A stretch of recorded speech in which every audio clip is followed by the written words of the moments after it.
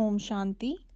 आज है 15/2/2025 के बाबा के मीठे महावाक्य।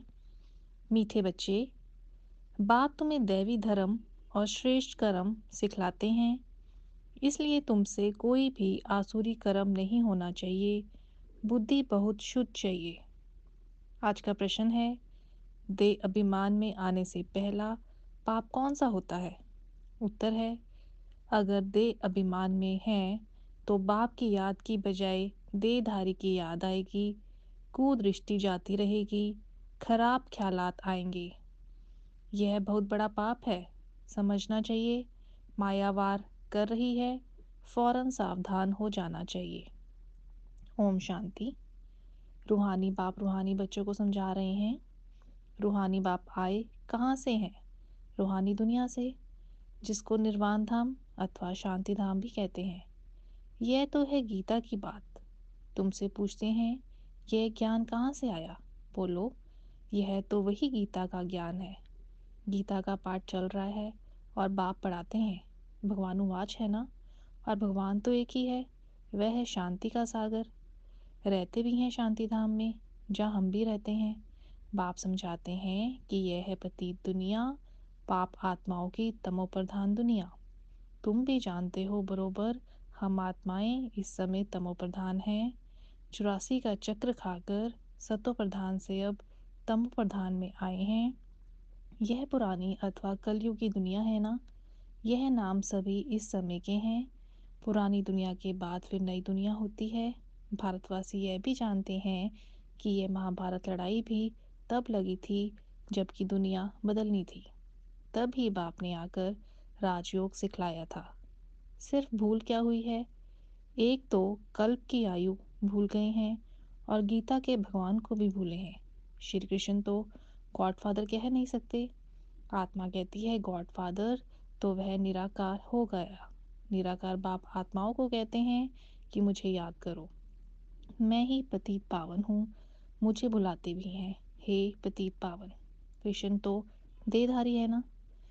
मुझे तो कोई शरीर है नहीं, मैं निराकार हूँ। मनुष्यों का बाप नहीं, आत्माओं का बाप हूँ। यह तो पक्का कर लेना चाहिए। घड़ी घड़ी हम आत्माएं इस बाप से वर्षा लेती हैं। अभी 84 जन्म पूरे हुए हैं। बाप आया है, बाबा बाबा ही करते रहना है। बाबा को बहुत याद करना है। सारा कल्प जिस्मानी बाप को याद किया। अभी बाप आए हैं और मनुष्य सृष्टि से सब आत्माओं को वापस ले जाते हैं, क्योंकि रावण राज्य में मनुष्यों की दुर्गति हो गई है। इसलिए अब बाप को याद करना है। यह भी मनुष्य कोई समझते नहीं है कि अभी रावण राज्य है। रावण का अर्थ ही नहीं समझते। बस एक रस्म हो गई है दशहरा मनाने की। तुम कोई अर्थ थोड़ी समझते थे। अभी समझ मिली है औरों को समझ देने के लिए। अगर औरों को नहीं समझा सकते तो गोया खुद नहीं समझे हो। बाप से सृष्टि चक्र का ज्ञान है। अब हम उनके बच्चे हैं, तो बच्चों में भी ये नॉलेज रहनी चाहिए। तुम्हारी यह गीता पाठशाला उद्देश्य क्या है? लक्ष्मी नारायण बनना। यह राजयोग है ना। नर से नारायण, नारी से लक्ष्मी बनने की ये नॉलेज है। वो लोग कथाएं बैठ सुनाते हैं, यहाँ तो हम पढ़ते हैं। हमको बाप राजयोग सिखाते हैं। यह सिखाते ही हैं कल्प के संगम युग पर। बाप कहते हैं, मैं पुरानी दुनिया को बदल नई दुनिया बनाने आया हूँ। नई दुनिया में इनका राज्य था, पुरानी में नहीं है। फिर जरूर होना चाहिए। चक्र तो जान लिया है। मुख्य धर्म है 4। अभी डिटिज्म है ना, है नहीं। दैवी धर्म भ्रष्ट और दैवी कर्म भ्रष्ट बन पड़े हैं। अभी फिर तुमको दैवी धर्म श्रेष्ठ और कर्म श्रेष्ठ सिखला रहे हैं। तो अपने पर ध्यान रखना है। हमसे कोई आसुरी कर्म तो नहीं होते हैं। माया के कारण कोई खराब ख्यालात तो बुद्धि में नहीं आते हैं। कुदृष्टि तो नहीं रहती है। देखें, इनकी कुदृष्टि जाती है अथवा खराब ख्यालात आते हैं तो इनको झट सावधान करना चाहिए। उनसे मिल नहीं जाना चाहिए, उनको सावधान करना चाहिए। तुम्हारे में माया की प्रवेशता के कारण यह खराब ख्यालात आते हैं। योग में बैठ बाप की याद के बदले कोई की दे तरफ ख्याल जाता है तो समझाना चाहिए, यह माया का वार हो रहा है, मैं पाप कर रहा हूँ। इसमें तो बुद्धि बड़ी शुद्ध होनी चाहिए। हंसी मजाक से भी बहुत नुकसान होता है, इसलिए तुम्हारे मुख से सदैव शुद्ध वचन निकलने चाहिए, कुवचन नहीं। हंसी मजाक आदि भी नहीं। ऐसे नहीं कि हमने तो हंसी की, वह भी नुकसान कारक हो जाती है। हंसी भी ऐसी नहीं करनी चाहिए जिसमें विकारों की वायु हो। बहुत खबरदार रहना है। तुमको मालूम है नांगे लोग हैं, उनके ख्याल विकारों की तरफ नहीं जाएंगे, रहते भी अलग हैं, परंतु कर्मेंद्रियों की चलाए मानी सिवाय योग के कभी निकलती नहीं है। काम शत्रु ऐसा है जो किसको भी देखेंगे योग में पूरा नहीं होंगे तो चलाए मानी जरूर होगी। अपनी परीक्षा लेनी होती है। बाप की याद में ही रहो तो यह कोई भी प्रकार की बीमारी ना रहे। योग में रहने से यह नहीं होता है। सतयुग में तो कोई भी प्रकार का गंध नहीं होता। वहाँ रावण की चंचलता ही नहीं जो चलाए मानी हो। वहाँ तो योगी लाइफ रहती है। यहाँ भी अवस्था बहुत पक्की चाहिए। योग बल से यह सब बीमारियाँ बंद हो जाती हैं। इसमें बड़ी मेहनत है। राज्य लेना कोई मासी का घर नहीं है। पुरुषार्थ तो करना है ना। ऐसे नहीं कि बस जो होगा भाग्य में से हो मिलेगा। धारणा ही नहीं करते गोया पाई पैसे के पद पाने लायक हैं। सब्जेक्ट्स तो बहुत होती हैं ना। कोई ड्राइंग में कोई खेल में मार्क्स ले लेते हैं, वह है कॉमन सब्जेक्ट। वैसे ही यहाँ भी सब्जेक्ट्स हैं, कुछ ना कुछ मिलेगा। बाकी बादशाही नहीं मिल सकेगी। वह तो सर्विस करेंगे तब बादशाही मिलेगी। उसके लिए बहुत मेहनत चाहिए। बहुतों की बुद्धि में बैठता ही नहीं है, जैसे कि खाना हजम ही नहीं होता। ऊंच पद पाने की हिम्मत नहीं, इसको भी बीमारी कहेंगे ना। तुम कोई भी बात देखते ना हो देखो, रूहानी बाप की याद में रह औरों को रास्ता बताना है। अंधे की लाठी बनना है। तुम तो रास्ता जानते हो। रचयिता और रचना का ज्ञान, मुक्ति और जीवन मुक्ति तुम्हारी बुद्धि में फिरते रहते हैं। जो जो महारथी हैं। बच्चों की अवस्था में भी रात दिन का फर्क रहता है। कहाँ बहुत धनवान बन जाते हैं, कहाँ बिल्कुल गरीब। राजाई पद में तो फर्क है ना। बाकी हाँ, वहाँ रावण ना होने कारण दुख नहीं होता है। बाकी संपत्ति में तो फर्क है। संपत्ति से सुख होता है। जितना योग में रहेंगे उतनी हेल्थ बड़ी अच्छी रहेगी। मेहनत करनी है। बहुतों की तो चलन ऐसी रहती है जैसे अज्ञानी मनुष्यों की होती है। वह किसका कल्याण कर नहीं सकेंगे। जब इम्तिहान होता है तो मालूम पड़ जाता है कि कौन कितने मार्क्स से पास होंगे। फिर उस समय हाय हाय करनी पड़ेगी। बाप दोनों ही कितना समझाते हैं। बाप आए हैं कल्याण करने, अपना भी कल्याण करना है, दूसरों का भी करना है। बाप को बुलाया भी है कि आकर हम पतितों को पावन होने का रास्ता बताओ। तो बाप श्रीमत देते हैं, तुम अपने को आत्म समझ दे अभिमान छोड़ मुझ याद करो। कितनी सहज दवाई है। बोलो, हम सिर्फ एक भगवान बाप को मानते हैं। वह कहते हैं मुझे बुलाते हो कि आकर पतितों को पावन बनाओ, तो मुझे आना पड़ता है। ब्रह्मा से तुमको कुछ भी मिलना नहीं है। वह तो दादा है, बाबा भी नहीं। बाबा से तो वर्षा मिलता है, ब्रह्मा से थोड़ी वर्षा मिलता है। निराकार बाप इन द्वारा एडॉप्ट कर हम आत्माओं को पढ़ाते हैं, इनको भी पढ़ाते हैं। ब्रह्मा से तो कुछ भी मिलने का नहीं है। वर्षा बाप से ही मिलता है, इन द्वारा देने वाला एक है। उनकी ही महिमा है। वही सर्व की सद्गति दाता है। यह तो पूज्य से फिर पुजारी बनते हैं।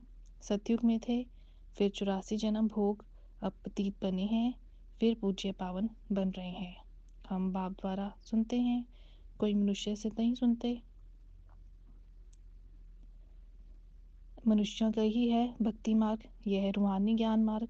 ज्ञान सिर्फ एक ज्ञान सागर के पास ही है। बाकी यह शास्त्र आदि सब भक्ति के हैं। शास्त्र आदि पढ़ना ये सब भक्ति मार्ग है। ज्ञान मार्ग तो एक बाग भी है। हम ज्ञान नदियाँ ज्ञान सागर से निकली हैं।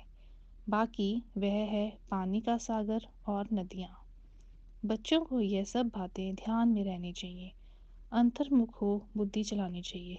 अपने आप को सुधारने के लिए अंतर्मुख हो, अपनी जांच करो। अगर मुख से कोई कुवचन निकले या कुदृष्टि जाए तो अपने को फटकारना चाहिए। हमारे मुख से कुवचन क्यों निकले, हमारी कुदृष्टि क्यों गई। अपने को चमाट भी मारनी चाहिए, घड़ी घड़ी सावधान करना चाहिए, तब ही ऊंच पद पा सकेंगे। मुख से कटु वचन ना निकले। बाप को तो सब प्रकार की शिक्षाएं देनी होती हैं, किसको पागल कहना यह भी कुवचन है। मनुष्य तो जिसके लिए भी जो आता है वह कहते रहते हैं, जानते कुछ भी नहीं कि हम किसकी महिमा गाते हैं। महिमा तो करनी चाहिए एक ही पतित पावन बाप की, और तो कोई है नहीं। ब्रह्मा विष्णु शंकर को भी पतित पावन नहीं कहा जाता। यह तो किसको पावन नहीं बनाते। पतित से पावन बनाने वाला एक बाप है। पावन दृष्टि है ही नई दुनिया, वो तो भी है नहीं। प्योटी है ही स्वर्ग में, पवित्रता का सागर भी है। यह तो है ही रावण राज्य। बच्चों को अभी आत्म अभिमानी बनने की बहुत मेहनत करनी चाहिए। मुख से कोई भी पत्थर व कुवचन नहीं निकलना चाहिए। बहुत प्यार से चलना है। कुदृष्टि भी बड़ा नुकसान कर देती है। बड़ी मेहनत चाहिए। आत्म अभिमान है अविनाशी अभिमान। देह तो विनाशी है। आत्मा को कोई भी नहीं जानते हैं। आत्मा का भी बाप तो ज़रूर कोई होगा ना। कहते भी हैं सब भाई भाई हैं, फिर सब में परमात्मा बाप विराजमान कैसे हो सकता है। सभी बाप कैसे हो सकते हैं, इतना भी अकल नहीं है। सबका बाप तो एक ही है, उनसे ही वर्षा मिलता है। उसका नाम है शिव। शिवरात्रि भी मनाते हैं। रुद्र रात्रि व श्री कृष्ण रात्रि नहीं कहते। मनुष्य तो कुछ भी नहीं समझते हैं, कहेंगे यह सब उनके रूप हैं, उनकी ही लीला है। तुम अभी समझते हो बेहद के बाप से तो बेहद का वर्षा मिलता है, तो उस बाप की श्रीमत पर चलना है। बाप कहते हैं मुझे याद करो। लेबर्स को भी शिक्षा देनी चाहिए, तो उनको भी यह कुछ कल्याण हो जाए। परंतु खुद ही याद नहीं कर सकेंगे तो और को क्या याद दिलाएंगे। रावण एकदम पतित बना देते हैं, फिर बाप आकर परिस्तानी बनाते हैं। वॉन्डर है ना, कोई की भी बुद्धि में यह बात नहीं है। लक्ष्मीनारायण कितना ऊंच परिस्तानी से फिर कितना पतित बन जाते हैं। इसलिए ब्रह्मा का दिन ब्रह्मा की रात गई हुई है। शिव के मंदिर में तुम बहुत सर्विस कर सकते हो। बाप कहते हैं तुम मुझे याद करो, दर दर भटकना छोड़ दो। यह ज्ञान है शांति का। बाप को याद करने से तुम सत्व प्रधान बन जाएंगे। बोलो प्रतिज्ञा करो कि हम पवित्र रहेंगे, तब हम तुम्हारे हाथ का खा सकते हैं, कुछ भी ले सकते हैं। भारत में मंदिर तो बहुत ढेर हैं। फॉरेनर्स आदि जो भी आए उनको यह संदेश तुम दे सकते हो कि बाप को याद करो। अच्छा, मीठे मीठे सिकील बच्चों प्रति माता पिता बाप दादा का याद प्यार और गुड मॉर्निंग। रूहानी बाप की रूहानी बच्चों को नमस्ते। हम रूहानी बच्चों की रूहानी बाप दादा जी को याद प्यार गुड मॉर्निंग नमस्ते। ओम शांति ओम शांति। शुक्रिया बाबा शुक्रिया। धारणा के लिए मुख्य सार है, कभी भी ऐसी हंसी मजाक नहीं करनी है जिसमें विकारों की वायु हो। अपने को बहुत सावधान रखना है। मुख से कटु वचन नहीं निकालने हैं। सेकंड है, आत्म अभिमानी बनने की बहुत बहुत प्रैक्टिस करनी है। सबसे प्यार से चलना है। कुदृष्टि नहीं रखनी। कुदृष्टि जाए तो अपने आप को आप ही सजा देनी है। वरदान है, निरंतर याद और सेवा के बैलेंस से बचपन के नाज नखरे समाप्त करने वाले वानप्रस्थी भव। छोटी छोटी बातों में संगम के अमूल्य समय को गंवाना बचपन के नाज नखरे हैं। अब यह नाज नखरे शोभते नहीं। वानप्रस्थ में सिर्फ एक ही कार्य रह जाता है, बाप की याद और सेवा। इसके सिवाय और कोई भी याद ना आए। उठो तो भी याद और सेवा, सो तो भी याद और सेवा। निरंतर यह बैलेंस बना रहे। त्रिकालदर्शी बनकर बचपन की बातें व बचपन के संस्कारों का समाप्ति समारोह मनाओ, तब कहेंगे वानप्रस्थी। आज का स्लोगन है, सर्व प्राप्तियों से संपन्न आत्मा की निशानी है संतुष्टता। संतुष्ट रहो और संतुष्ट करो। आज के अव्यक्त इशारे हैं, एकांत प्रिय बनो, एकता और एकाग्रता को अपनाओ। एकांत एक तो स्थूल होती है, दूसरी सूक्ष्म भी होती है। एकांत के आनंद के अनुभवी बन जाओ तो ब्रह्मा मुक्ता अच्छी नहीं लगेगी। अव्यक्त स्थिति को बढ़ाने के लिए एकांत में रुचि रखना है। एकता के साथ एकांत प्रिय बनना है। अच्छा, ओम शांति। शुक्रिया बाबा शुक्रिया।